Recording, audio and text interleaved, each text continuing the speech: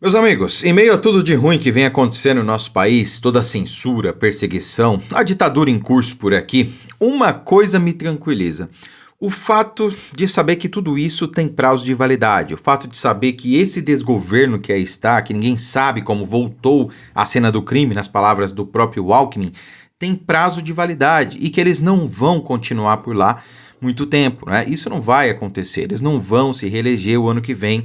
A direita volta ao poder, né? O que ainda é uma coisa incerta porque o país está quebrado e quem assumir o ano que vem vai ter que assumir essa bucha e vai ter que cortar benefícios, vai ter que cortar gastos, isso vai ser extremamente impopular, mas essa é a história para o próximo mandato, né? Isso é um problema que a gente vai ter que resolver lá na frente. A questão é que tudo isso que perdura hoje não vai ser para sempre, tudo isso está prestes a terminar, né? O próprio governo Lula já acabou faz tempo, o Lula já veio a público dizer que não governa sem o STF para ratificar ali as suas decisões. Pois bem, por que eu tenho essa certeza? Não é só pelo que a gente está vendo, não é só pelo aumento de impostos, não é só pela impopularidade do Lula, é também por tudo isso, mas também porque a bolha foi estourada. Gente que não se preocupava com política, que não buscava informação, que não via as notícias, agora está sabendo o que está acontecendo, né?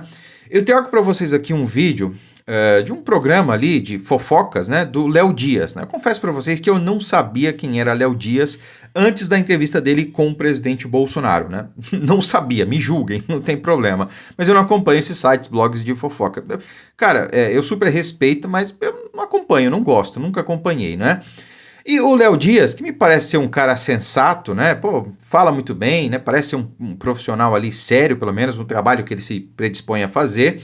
Ele detonou, o governo Lula detonou a hipocrisia dessa gente que agora tá calada, mas que no passado, até com fumaça de churrasco, fazia um estardalhaço, né? Dizendo que Bolsonaro, o Nero, né? Tava tocando fogo em tudo, né? Eu gostaria de compartilhar, prestem atenção e mande para todo mundo esse vídeo aqui. Olha só. O movimento que a gente viu durante o governo Bolsonaro por causa das queimadas foi algo absurdo. Toda a classe artística se uniu. O que a gente tá vendo na Amazônia hoje, o que eu via no passado em Sorocaba não, em Barretos, perto, eu não conseguia andar na estrada. Tamanho eram as chamas. É verdade. A gente parou no meio da estrada, mas ninguém fala nada.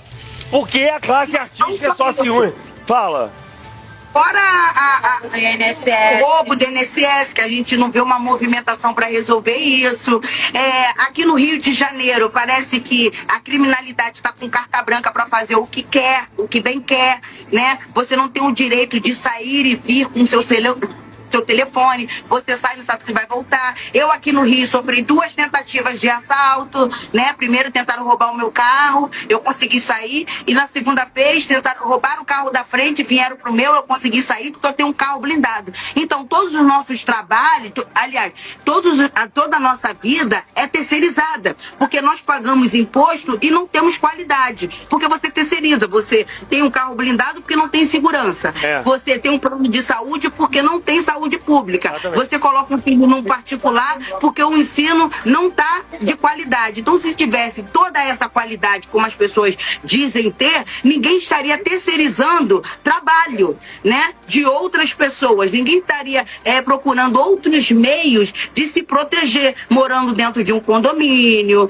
né, colocando segurança para os seus filhos. Então, é uma hipocrisia quando as pessoas vêm e falam assim que está maravilhoso. Não está, isso não tem a ver com partido político, tem a ver que tá ruim para todo mundo. Tá ruim você chegar no mercado e não conseguir fazer uma compra de qualidade. Tá ruim seu filho não ter um ensino de qualidade. Tá ruim você não ter um atendimento de qualidade. Tá ruim você andar na rua e ter o seu direito de ir e vir violado. Você sabe que você trabalhou, suou para você ter um telefone, para você ser roubado, para você ser furtado, para você ser agredido. Então é um absurdo só que o nosso país está. E não só o Rio de Janeiro, todo o nosso estado, todo o nosso país. Meu amor. Tá calamidade só.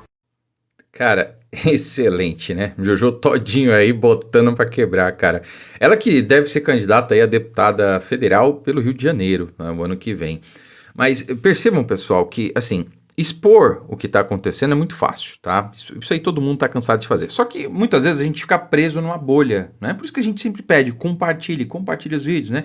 Uma hora ou outra esses vídeos acabam chegando ali naquelas pessoas que não estão muito nem aí para política, não estão sabendo das coisas, não buscam informação, ou daqueles que estão cegos, né? Mas uma hora ou outra o vídeo, né, chega a ela e a pessoa se liberta. Como um dia lá atrás chegou para mim. Eu era uma pessoa, um garoto na adolescência que era fechado, que via as coisas, né, com aquela semântica socialista, comunista, que é ensinada na escola, né? Um belo dia fui fazer um trabalho, né?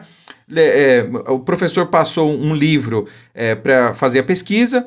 Eu fui na Sebo, né? Para quem não conhece Sebo, era uma espécie de biblioteca, né? Uma loja de livros usados ali, que você podia alugar, podia comprar livros baratos e tudo mais. Eu fui lá para fazer o trabalho, não tinha um livro que o professor passou, e eu peguei um outro livro, né? Esse livro tinha uma vertente totalmente diferente do que o livro que o professor tinha passado sobre história, né? Ali então eu me libertei. Falei, peraí, mas então tudo que eu aprendi não é bem assim, tem um outro lado, eu vou pesquisar mais sobre esse outro lado, né? E aí lá atrás eu consegui me libertar ainda na adolescência, mas tem gente que não passou por esse processo que eu passei.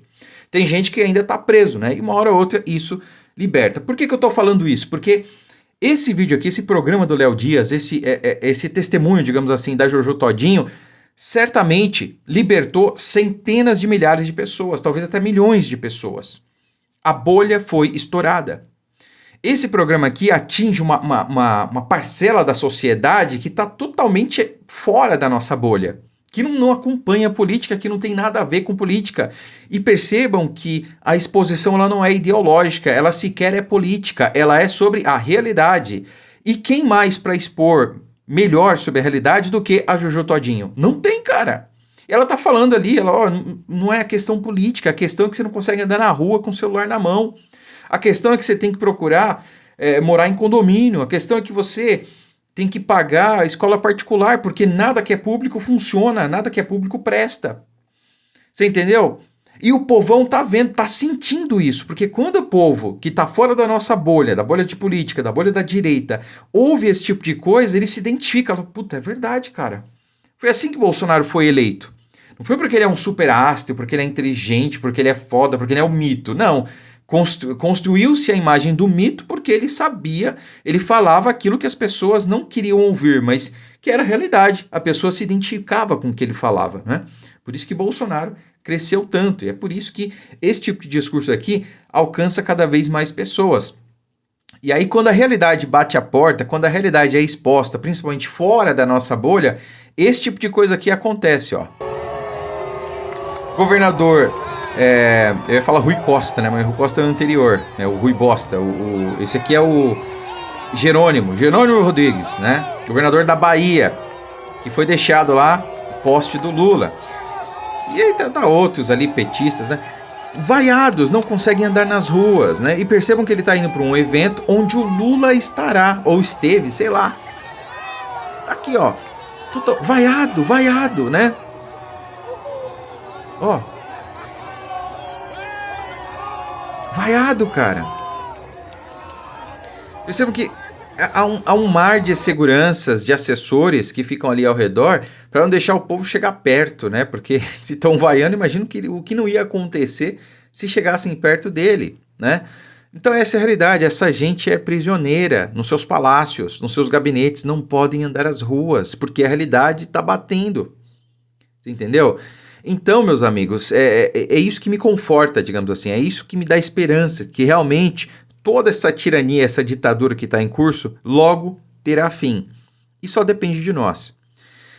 Eu tenho plena certeza de que nós vamos eleger um presidente de direita o ano que vem, basta saber quem será, qual será a estratégia adotada pelo presidente Bolsonaro, né? Se ele vai lançar o seu filho, a Michele, o Tarcísio, né? Talvez o Ratinho Júnior. Tem muita coisa por trás, é cedo para falar disso ainda, mas tem muita coisa por trás, não é o momento também. E a nossa atenção principal deve ser no Senado, né? Se eu pudesse escolher um presidente de direita e um congresso de direita, eu escolheria congresso de direita. Porque com o Senado de direita, principalmente, a gente elege um presidente do Senado e a gente consegue empichar, por exemplo, ministros que não cumprem a lei e a Constituição, né? Como a gente vem acompanhando aí na visão de figuras públicas, que é notório, né? Então, a partir daí, muita coisa muda. Agora, a gente tem condições de fazer os dois, tá? Tanto eleger um presidente de direita, quanto um congresso de direita, ou pelo menos um senado de direita. A Câmara vai ser um pouquinho mais complicado, mas ainda assim eu acredito que nós teremos mais parlamentares de direita em 2027 do que nós tivemos aí na atual legislatura. É isso. Curta, comente, compartilhe muito esse vídeo, não esqueça, e deixe um comentário aí embaixo para ajudar no engajamento. Muito obrigado, fiquem com Deus e até logo.